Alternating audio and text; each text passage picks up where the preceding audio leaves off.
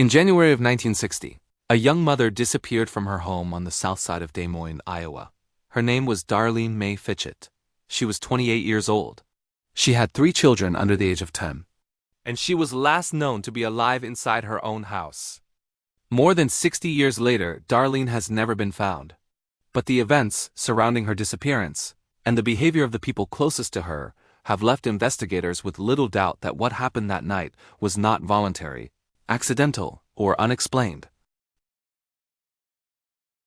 Welcome to Fatal Secrets of True Crime, where every case is real and every detail matters. Please like, comment, and subscribe. Darleen May Boyd was born on March 29, 1931, in North Dakota. She was raised in a working-class family by her parents, Robert W. Boyd and Frances H. Ronish Boyd. By all accounts, Darleen was close with her family. She had siblings, a brother and 2 sisters, and remained connected to them into adulthood. Like many young women of her era, Darleen married early. She wed Alanson Malcolm Fitchett Jr., often called Lance, and together they started a family. They had 3 children: Catherine Eileen, Alanson Lanny Robert, and Darleen Jeanette, known as Jeanette, who was only 18 months old in January of 1960. From the outside, the Fitchett family appeared stable. They lived in a modest home at 608 East Pleasant View Drive in Des Moines. Lance worked locally, and Darleen stayed busy caring for the children. But inside the house, the marriage was unraveling. By late 1959, Darleen and Lance's relationship had become openly strained. Both were involved in relationships outside the marriage. Darleen was seeing a man who served in the Navy. His visits were not secretive. In fact, he had been to the Fitchett home with Lance's knowledge. Darleen and this man had even opened a joint bank account together, a detail that would later be used to suggest she intended to leave. However, the timing does not support that narrative. The sailor was at sea when Darleen disappeared. There is no evidence he was anywhere near Iowa on January 19, 1960. Lance, meanwhile, was involved in an extramarital relationship with a woman named Colleen Seiberling, who lived elsewhere in Des Moines. What is clear is that the home environment had grown volatile. According to Darleen's eldest daughter, Darleen confided something chilling in the weeks before she vanished. She told her child that she was afraid her husband would end her life. On Tuesday night, January 19, 1960, Darleen was at home with her children and her husband. That evening she was ironing clothes in the basement. Her children were upstairs in their bedrooms. What happened next would only come to light years later, through the fragmented recollections of a child, who was locked in her room and told to stay silent. Darleen's 9-year-old daughter later recalled hearing her parents arguing. The voices came from the basement, and she heard banging sounds. Then she heard her mother yelling for help. The child tried to leave her bedroom, but the door was locked from the outside. Her father told her to go back to bed. Later, more sounds came from the basement, noises the child would later describe as sawing or digging. Shortly before midnight, Lance entered the children's room and told them their mother had left. He said she had gone to California. He woke the children, including the baby, and drove them to Adel, Iowa, to his sister's home so she could care for them. Darleen was never seen again. When morning came, nothing about Darleen's disappearance aligned with a voluntary departure. She had left behind her clothing, her personal belongings, her glasses, her medications, and her vehicle. But the bedding and curtains from her bedroom were gone. They disappeared the same night Darleen did. Lance did not report his wife missing. Instead, the day after she vanished, he traded in his dark green panel truck for a new van. He returned home acting as though nothing unusual had occurred and expected his children to be excited about the new vehicle. Friends and neighbors became concerned when days passed with no sign of Darleen. It was only then, after outside pressure, that police were alerted. When questioned weeks later, Lance claimed that Darleen had left him for another man and gone to California. He later stated that the last time he had seen her was February 8, 1960, weeks after she was already gone. Not long after Darleen vanished, Colleen Seiberling moved into the Pleasant View Drive home, along with her own children. She moved into the same house where Darleen had last been seen alive. Lance continued to insist his wife had simply left. In June 1960, as Lance and Seiberling prepared to move to California with the children, Darleen's mother, Frances Boyd, arrived unexpectedly and demanded to know what had happened to her daughter. She was told Darleen had left. During that visit, Frances Boyd spoke privately with her grandchildren. It was then that Catherine told her grandmother what she had heard the night Darleen disappeared. The arguing, the cries for help, the locked door, the strange sounds from the basement. Frances Boyd confronted Lance at the hardware store where he worked, speaking to him in front of the car while the children waited inside. Shortly after, Lance signed written permission allowing Darleen's parents to raise the children in Dexter, Iowa. Years later, Catherine would repeat the same account to investigators, unchanged. For decades, Darleen's disappearance remained unresolved. Then, in 2013, a tip reached the Des Moines Police Department. Investigators returned to the Pleasant View Drive home.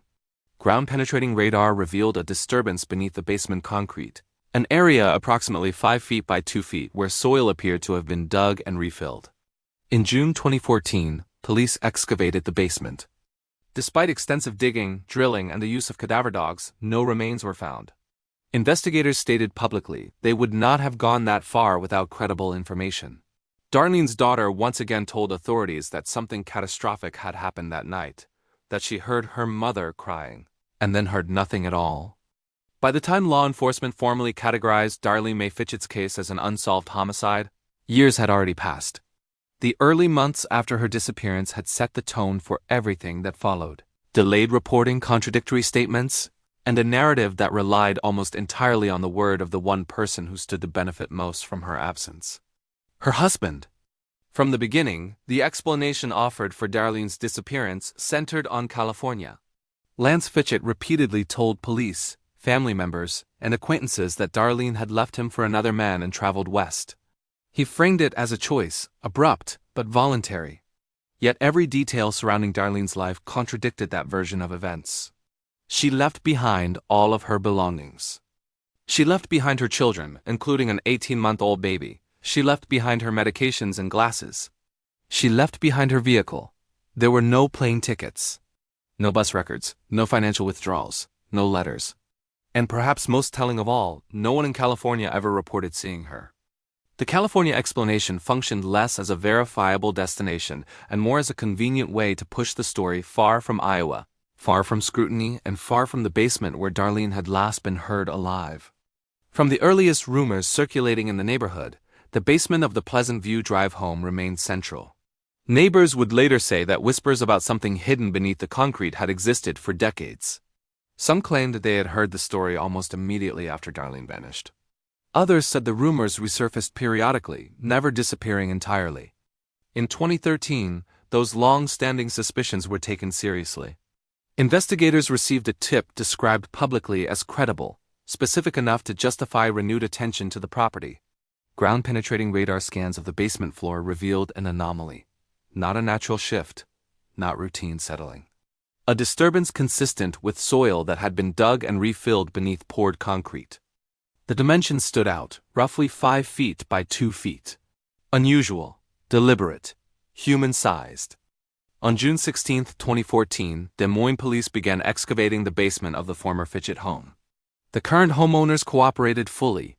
The investigation was conducted carefully, deliberately, and with an understanding of the gravity involved.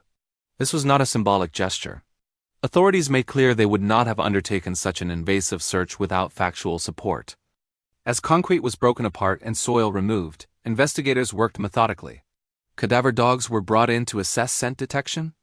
Additional holes were drilled into surrounding areas to ensure nothing was missed. Approximately 10 square feet of basement flooring was examined. Detectives explained that while the anomaly was real, the absence of remains did not mean the lead was invalid. In fact, it reinforced a theory that had been forming for years. Investigators increasingly believed that Darleen's remains had been temporarily concealed in the basement and later relocated. This aligned with several key facts: the delayed reporting of her disappearance, the immediate trade-in of the paneled truck, the removal of bedding and curtains, the strange noises reported by a child, and the consistent insistence that Darleen had simply left. If Darleen had been harmed in the home, time would have been required. Time Lance had before anyone outside the family realized something was wrong. Time to clean. Time to transport. Time to relocate. The excavation, while unsuccessful in recovering remains, confirmed that the basement had been disturbed and that the disturbance had not been accidental. As investigators revisited the case, Darleen's daughter once again spoke about what she heard the night her mother vanished. Her account had never changed. She heard arguing. She heard banging. She heard her mother yelling for help. She was prevented from leaving her room. She later heard unfamiliar noises from the basement. And then, silence. Law enforcement described her account as deeply consistent and emotionally credible, even decades later. One investigator summarized it simply, "Something went terribly wrong." Shortly after Darleen disappeared, Colleen Seiberling moved into the Pleasant View Drive home with her children. This decision alone raised troubling questions. She moved into a home where a woman had vanished without explanation. She slept in a house that still contained unanswered questions. She helped raise children who had heard their mother calling for help. Despite this, there is no public record indicating she was ever formally charged or named a suspect. What remains relevant is timing and proximity. The replacement of Darleen within the household happened quickly. Too quickly to ignore. By mid-1960, Darleen's mother, Frances Boyd, took action. After hearing her granddaughter's account and confronting Lance directly, she ensured that Darleen's children were removed from his custody. Written permission was granted, and the children were raised by their maternal grandparents in Dexter, Iowa. This separation effectively ended Lance's control over the narrative within the family. But by then, the damage was done. Darleen was gone. Evidence had aged. Opportunities had narrowed. Despite the passage of time, Darleen's case never fully faded. It lingered in family memory, in neighborhood rumor, and eventually in renewed investigative focus. When Lance Fitchett died in 2005, he took with him whatever knowledge he may have had about Darleen's final moments and the location of her remains. Yet law enforcement has emphasized repeatedly that his death did not end the case. Because cases like this are not about prosecution alone. They are about recovery. They are about truth. They are about closure for those left behind. Authorities have been careful in their wording, but consistent in their assessment. Darleen May Fitchett did not leave voluntarily. She did not abandon her children. She did not start a new life in California. Her case is officially classified as an unsolved homicide. Investigators believe her remains were moved from the Pleasant View Drive home and concealed elsewhere, possibly encased in concrete at a secondary location. Where that location is remains unknown. Darleen was not a missing headline. She was not a mystery by choice. She was a mother who expressed fear for her life. A woman whose voice was heard calling for help. A presence erased, but never forgotten. Cold cases are often thought of as dormant. But in truth, they persist, quietly waiting for the moment when memory aligns with opportunity. Someone remembers something. Someone knows a location. Someone heard a detail that never made sense. Darleen's surviving relatives have made one thing clear. They are not asking for punishment. They are asking for her. They want to bring her home. They want to lay her to rest. They want the space between disappearance and certainty to finally close.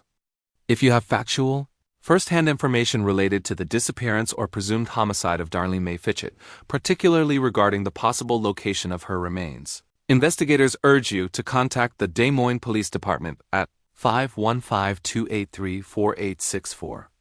Even now, the right detail could still matter, because Darleen's story is not finished. And until she is found, it remains unresolved. Thank you for watching Fatal Secrets of True Crime, Real Crimes, Hidden Truths, and the Secrets They Tried to Bury. Please like, comment, and subscribe. Your support helps keep these stories alive and the pressure on for answers. Till next time, remember, every secret eventually comes to light.